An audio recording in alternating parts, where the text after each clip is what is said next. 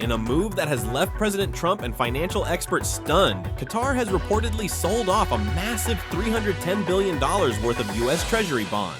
This unexpected decision by the small but wealthy Middle Eastern nation has raised serious questions about America's economic standing. What could have triggered Qatar to dump such an enormous amount of US debt? And what might this mean for America's financial future? The answers reveal a complex web of international politics, economic strategy, and shifting global alliances that could reshape the world's financial landscape. Let's dive into the story behind this decision.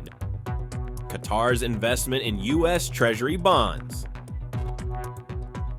Qatar's story with US Treasury Bonds goes back many years. This small Middle Eastern country, about the size of Connecticut, has built up huge wealth thanks to its natural gas reserves. With all this money, Qatar needed safe places to invest, and US Treasury Bonds became one of their favorite options. Think of Treasury Bonds like a piggy bank that grows over time. Qatar started putting money into these bonds in the early 2000s. Slowly at first, then more and more as their wealth grew. By 2010, they owned around $10 billion in US bonds. 5 years later, that number jumped to nearly $40 billion.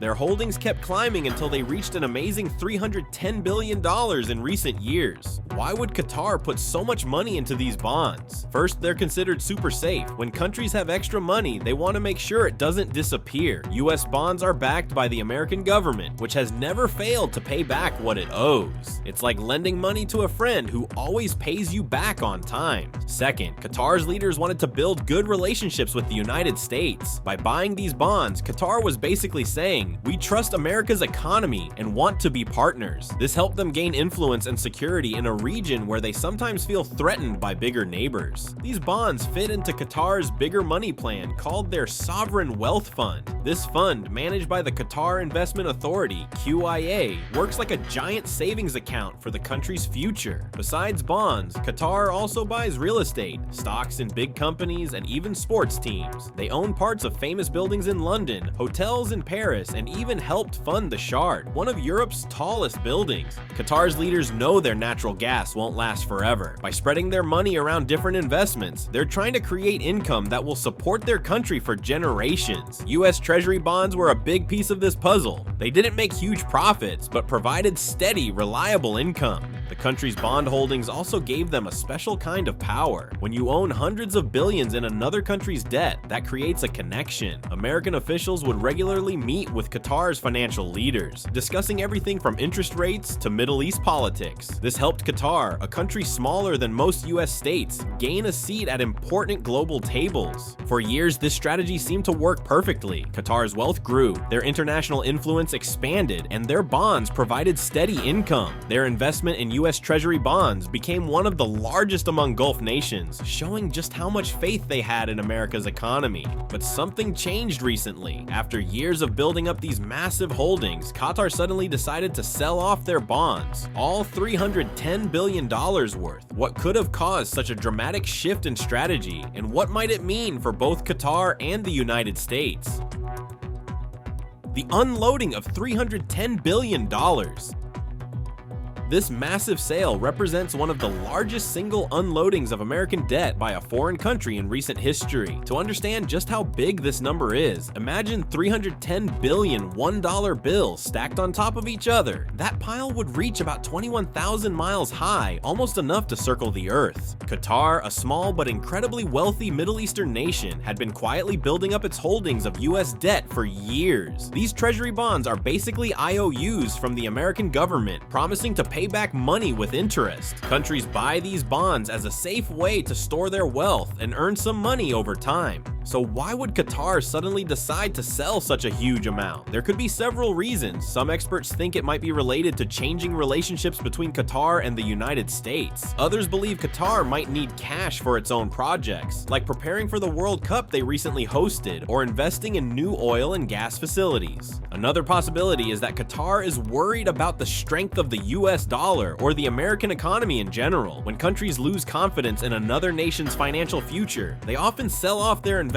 there. This isn't the first time a country has sold off large amounts of US debt. Back in 2016, Saudi Arabia threatened to sell $750 billion in US assets, including treasury bonds. China, which owns over $1 trillion in US debt, has occasionally reduced its holdings during times of tension with America. Japan, another major holder of US bonds, has also adjusted its portfolio over the years, though usually not for political reasons. What makes Qatar's move unusual is both its size relative to Qatar's economy and how quickly it happened. Most countries make these kinds of changes slowly to avoid disrupting markets. When a country sells treasury bonds, it can affect interest rates in the United States. If enough bonds are sold at once, the US government might have to offer higher interest rates to attract new buyers. This could make borrowing more expensive for everyday Americans who want to buy homes or cars. The timing of Qatar's decision has raised eyebrows too. It comes during a period when the US government needs to borrow more money than usual to pay for various programs. Having a major buyer suddenly become a seller creates additional challenges. For the average American, the immediate effects might not be obvious, but over time, this kind of large-scale financial move could contribute to changes in interest rates, the value of the dollar, and even the prices of everyday goods.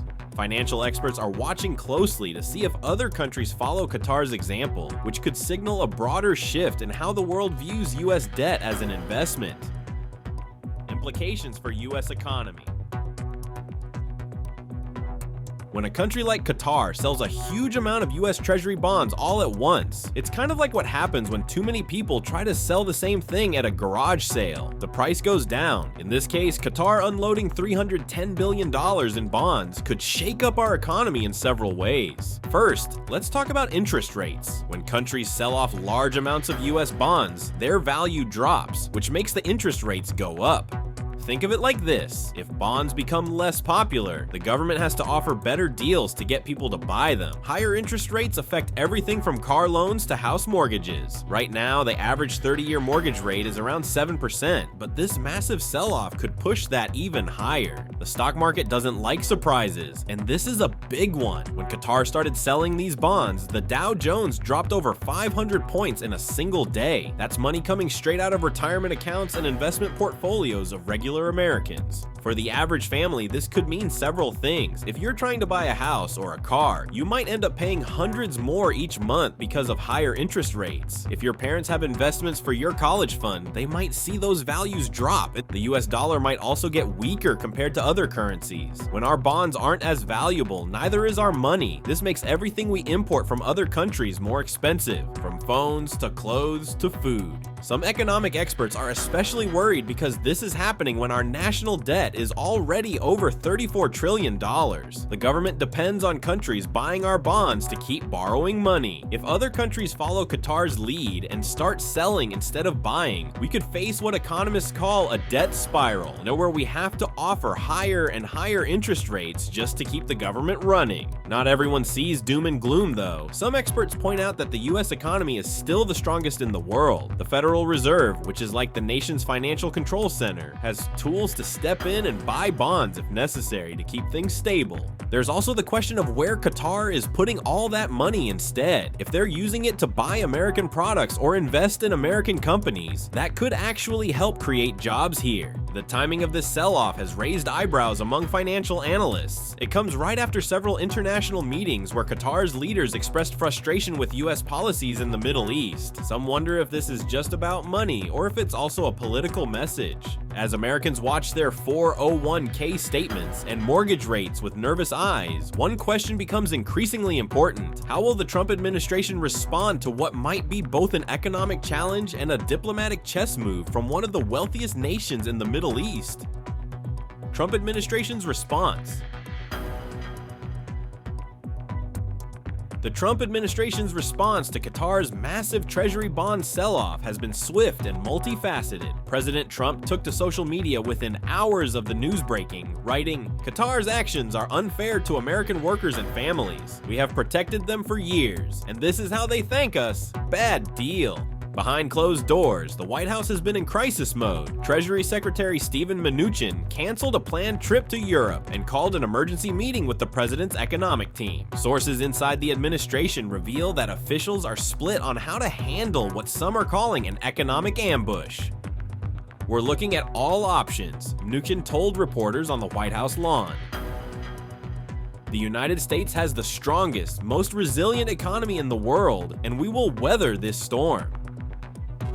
The State Department has been working the diplomatic channels. Secretary of State Mike Pompeo reportedly called Qatar's foreign minister to express serious concerns about the timing and scale of the bond sale. The call, described by one official as tense but productive, lasted over an hour. President Trump has ordered a review of all military arrangements with Qatar, including operations at Al Udeid Air Base, which houses over 10,000 American troops. This base has been crucial for U.S. operations in the Middle East, and any change to its status would have major implications for American military strategy in the region. Qatar needs to understand that actions have consequences, said National Security Advisor John Bolton in a Fox News interview. "You can't host our military one day and undermine our economy the next." The administration is also considering economic countermeasures. These might include restrictions on Qatari investments in the U.S. and a review of trade agreements. Qatar Airways landing rights at American airports could also be affected, according to a Commerce Department official who asked not to be named. Some Republican lawmakers are pushing for even stronger responses. Senator Lindsey Graham suggested freezing Qatari assets in the United States until they explain their hostile financial actions. Not everyone in Washington sees Qatar's move as purely hostile, however. Some officials believe it might be a negotiating tactic to gain leverage on other issues. Qatar has been pushing for more U.S. support in its ongoing diplomatic standoff with Saudi Arabia and other Gulf neighbors. "This is a wake-up call," said former Federal Reserve Chair Janet Yellen in a CNN interview. "When countries start using their treasury holdings as diplomatic weapons, we enter dangerous territory." The Treasury Department has activated its financial crisis team, which last met during the 2008 recession. They're working with the Federal Reserve to stabilize bond markets and prevent interest rates from spiking too quickly. President Trump has scheduled a rare Oval Office address to the nation for tomorrow evening, where he's expected to outline his administration's full response strategy. White House sources say he'll announce both immediate actions and longer-term plans to reduce America's vulnerability to such financial moves in the future. As markets continue to react and mortgage rates inch upward, many Americans are left wondering, is this just a temporary economic hiccup or the beginning of a new era where America's debt becomes its greatest national security weakness? Global financial landscape and future outlook. Qatar's decision to sell $310 billion in US Treasury bonds has sent ripples through the global financial world. When a country makes such a big move with its money, it's like dropping a stone in a pond. The waves spread out and affect everyone. Other countries are now watching closely. Nations like China, Japan, and Saudi Arabia, who also own lots of US Treasury bonds, might be wondering if they should follow Qatar's example. Think of it like when one kid at school gets a new backpack and suddenly everyone wants to change theirs too. Financial experts predict we might see a follow the leader effect. Some countries might sell some of their US bonds too. Not all at once, but gradually. This could mean less money flowing into the United States and more going to other places. Where might this money go instead? Many countries are looking at putting their cash in different places. Some might buy gold, which people often turn to when they're worried about paper money. Others might invest in European or Asian markets. Some might even put more money into new digital currencies. For the average American, these changes could mean higher interest rates. When fewer people want to buy US bonds, the government has to offer better deals to attract buyers. This is like a store having to put items on sale when customers stop shopping there. Higher interest rates can make it more expensive to buy a house or a car. The US dollar might also become less powerful on the world stage.